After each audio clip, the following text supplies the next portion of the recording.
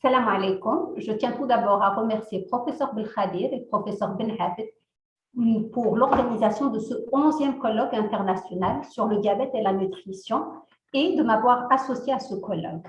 Donc, la thématique que je vais aborder est celle de la dyslipidémie diabétique. Si joint mes conflits d'intérêts.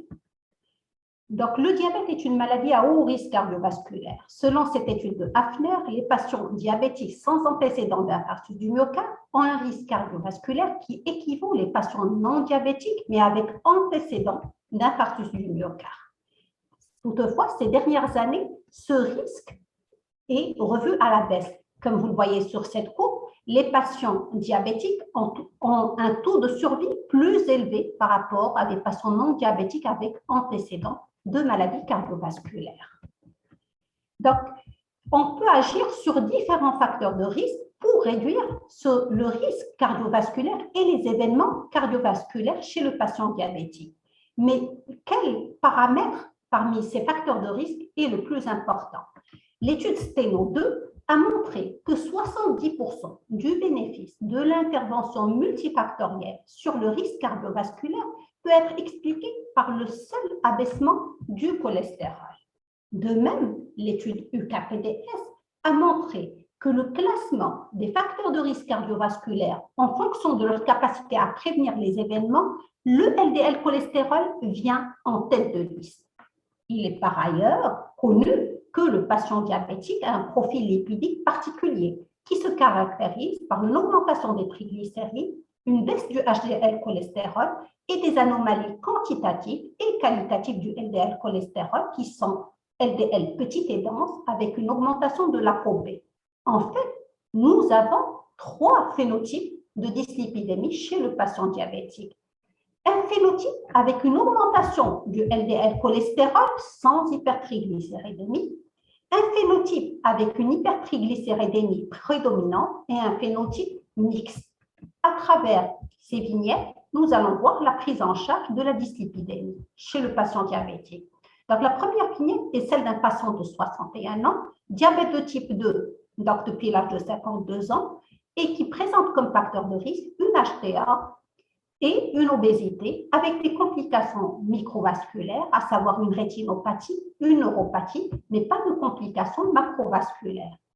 Donc, le bilan biologique chez ce malade retrouve un LDL à 1,25 alors que le taux de triglycérides est normal. Et donc, notre patient a un phénotype d'hypercholestérolémie prédominante. Par ailleurs, notre malade présente une microalbuminurie qui est positive. Chez ce malade, avant de passer à la thérapeutique, la première case de départ est d'évaluer le risque cardiovasculaire de notre patient.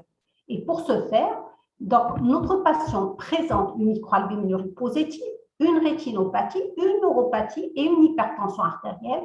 Donc, d'ores et déjà, on peut dire que notre malade a un risque cardiovasculaire très élevé, et ceci selon les dernières recommandations 2021 européennes. Donc, quel sera l'objectif chez ce malade à risque très élevé? Son objectif, premièrement, sera celui du LDL avec un objectif à moins de 0,55 g par décilitre. Donc, les recommandations européennes ne sont pas les seules à définir cet objectif. Les recommandations de l'ADA américaine et le Collège européen américain, lui aussi, recommande un objectif à moins de 0,55. Plus le nombre de facteurs de risque est élevé, plus l'objectif va être serré. Et donc, chez notre patient qui a un risque très élevé, on va donner un traitement par statine, mais une statine d'intensité forte, à savoir de la rosuvastatine à 20 ou 40 mg ou de la torvastatine à 40 ou 80 mg.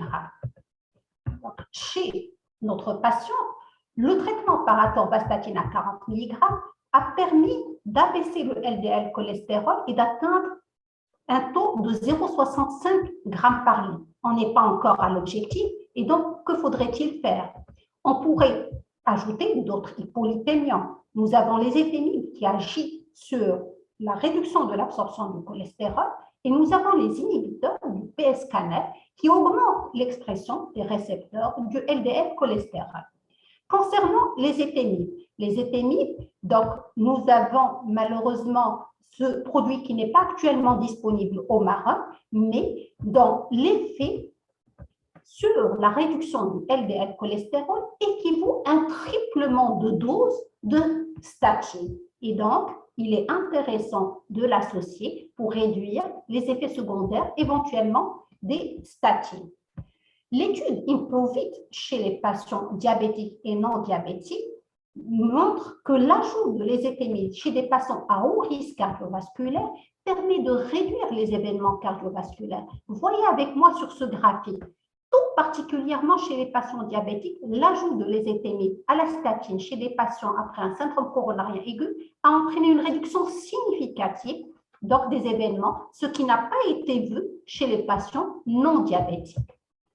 Et donc, chez notre patient, qui heureusement a pu s'approprier de l'étranger l'ézethémide, l'objectif a pu être atteint avec cette dose. À défaut, on aurait pu doubler la dose de statine.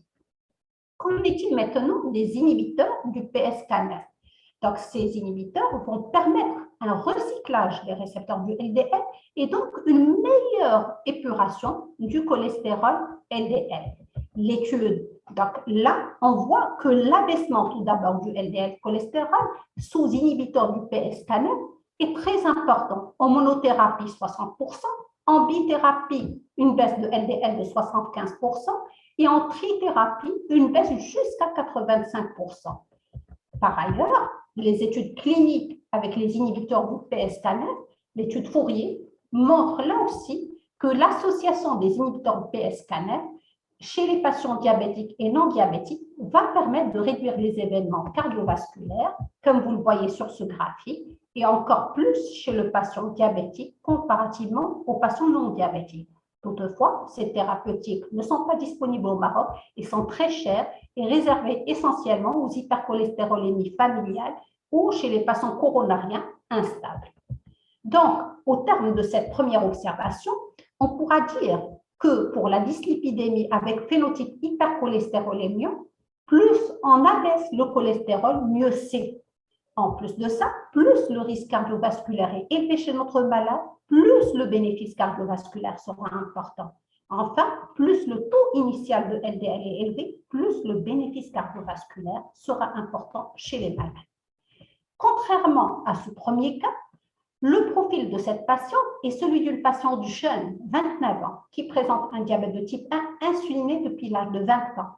Elle n'a pas de complications microvasculaires ni macrovasculaires. Elle n'a pas de facteur de risque et elle n'est pas obèse.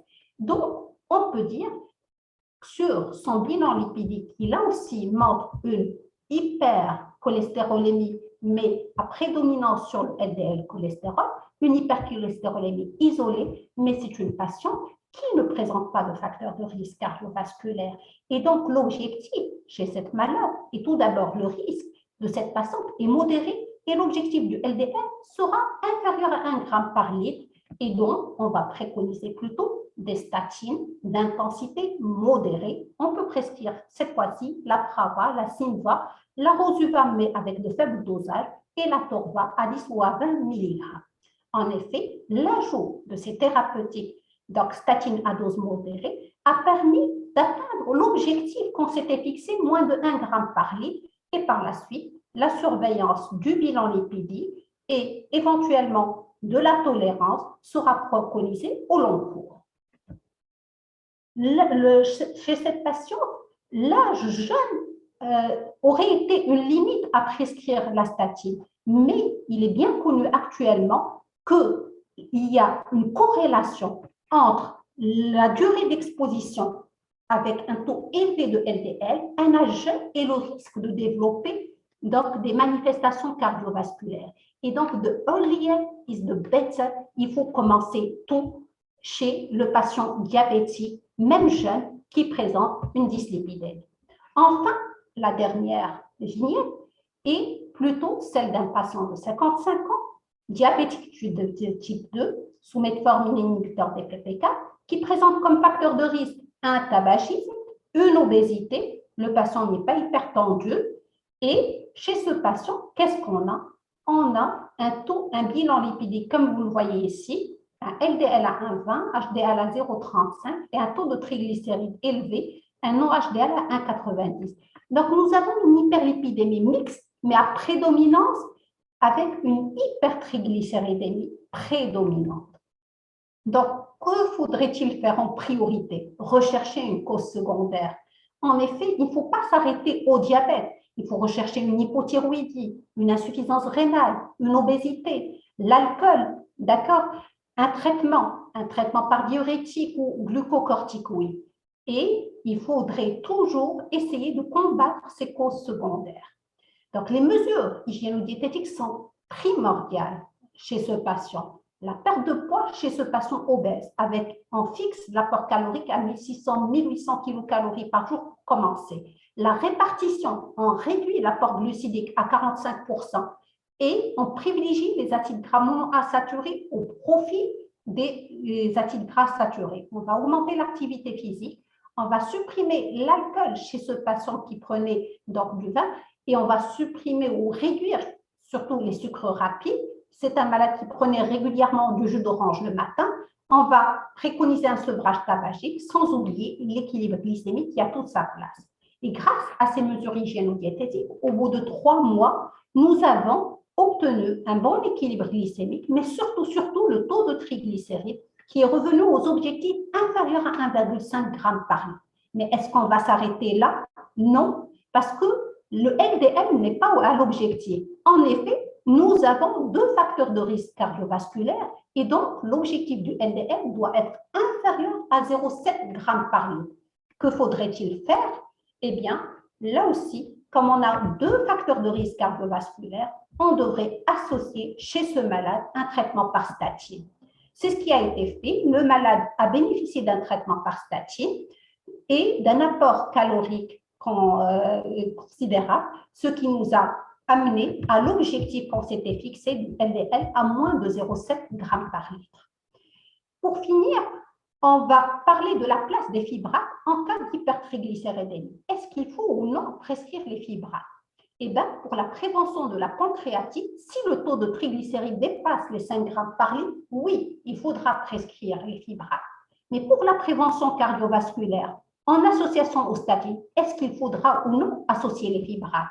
Les études de sous-groupe que vous voyez ont bien montré l'intérêt de l'association des fibrates aux statines dans les sous-groupes avec hypertriglycéridémie et baisse du HDL cholestérol. Et donc, les recommandations européennes étaient en faveur de cette association.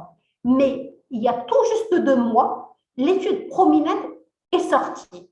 Cette étude Prominent a été dédiée tout particulièrement à des patients diabétiques présentant une hypertriglycéridémie modérée avec une baisse du HDL cholestérol. Ce n'est pas une étude de sous-groupe. Elle était très attendue et elle a été menée avec le pémafibrate. C'est une étude qui a été arrêtée prématurément parce qu'il n'y avait pas de bénéfice de l'ajout du fibrate aux statines. Et donc, peut-être que les recommandations européennes vont être modifiées prochainement. Qu'en est-il des oméga-3 en cas d'hypertriglycéridémie? Pour la prévention de la pancréatite, oui, on peut les associer, ces bénéfices. Mais pour prévenir le risque cardiovasculaire, est-ce qu'on va les associer aux statines? Pour les oméga-3, il n'y a pas de preuve. Lorsqu'on donne l'acide eicosapentaenoïque et docosapentaenoïque ensemble, ce n'est pas bénéfique. Par contre, lorsqu'on donne l'acide eicosapentaenoïque à la dose de 4 grammes, ceci est bénéfique, comme l'a montré cette étude sur la réduction des événements cardiovasculaires. Et donc, en conclusion, je dirais que pour le patient diabétique, il faut tout d'abord typer le type de dyslipidémie. Et avant de traiter, il faut évaluer le niveau de risque cardiovasculaire de notre patient pour adapter le traitement au niveau de risque cardiovasculaire. Il faut toujours retenir que plus tôt on traite, mieux c'est pour notre malade. Plus bas sont les valeurs, mieux c'est, à condition que ça soit bien toléré, que plus le risque cardiovasculaire est élevé, plus le bénéfice cardiovasculaire est important. Enfin, plus le taux initial du LDL est élevé, plus le bénéfice cardiovasculaire sera là aussi important. Et je vous remercie.